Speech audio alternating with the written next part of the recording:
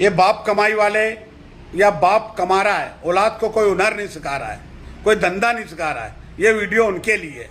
इसीलिए बाप कमा रहा है तो बोले मेरी औलाद को क्यों यार मैं कोई धंधे में डालूं या कोई हुनर सिखा रूँ। मैं कमा रही हूँ ना, तो अच्छी में अच्छी गाड़ियाँ दिलाता है, अच्छा मोबाइल दिला रहा है, अच्छे कपड़े पहना रहा है और अच्छा खिला रहा पिला रहा है, खूब अच्छा उनकी शादी ब्याह में खूब खर्चा कर रहा है, फंक्शनों में खर्चा कर रहा है। यानी कि कमाई, बाप कमाई, तो औलाद भी निकम्मी क्या? ऐसा नहीं बाप के होते हुए लाओ हम कुछ हमारा धंधा ही है वो सीख ले हुए, कुछ हुनर सीख ले हुए। हाँ, बाप को आज है कल नहीं है, लेकिन औलाद भी खुद ध्यान नहीं दे रही है। तो ऐसे टाइम में अगर बाप को अटैक आ जावे, मर गया तो कोई बात ही नहीं, माँ है घर में, और अगर अटैक आके बच गया, काटला पकड़ लिया, तो थोड़े बहुत तो पैसे रखा ही होगा बाप ने घर में, तो इलाज विलाज में वो पैसा काम में आता है, खाने पीने में, इलाज में। फिर वो कितना भी पैसा कब तक के चलेगा, वो ख़त्म होता है। तो जैसा दुकान मकान कारखाने हुए, तो फिर औलाद क्या करती मालूम है?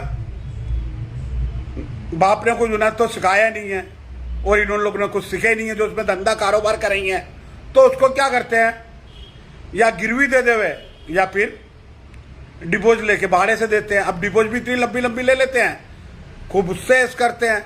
अब डिपोज जब खत्म हो जाती तो भाड़े की आवक चालू। अब भाड़े की आवक चालू, जब भाड़े की आवक में बरकत तो है नहीं। हाँ, कोई भी भाड़ा जो खाता है उसका गुजारा ही नहीं होता, वो कहीं ना कहीं फांदा फूंदी करते हुए रहेगा, क्या मांगते हुए रहेगा, दिख रहा भाड़ा देने वाला।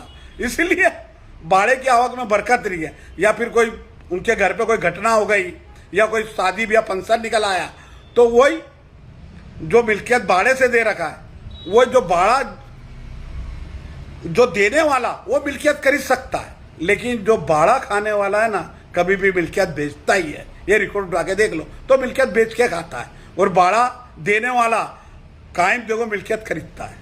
तो दोस्तों, इसलिए सच्ची बातें बतला रहा हूँ। फिर उसके बाद मिल्कियत बिकने के बाद क्या, अगर जो बाप बच गया है, तो आज वो बापों की दशा क्या है मालूम है?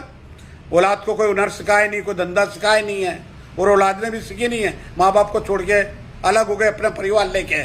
आज वही बाप कहीं चाय की केटली में बैठ के चाय के लिए मोहताज की तरह बैठा है, या कहीं जमादार की नौकरी कर रहा है, हाँ, या कहीं छुट्टा मजदूरी कर रहा है, या कहीं रिक्शा चला रहा है बुढ़ापे में। इसलिए औलाद को कोई हुनर नहीं सिखाए, कोई धंधा नहीं सिखाए, क्या सिर्फ होश मोश कराए, तो माँ बाप की ऐसी दशा होती है। और औलाद ने जो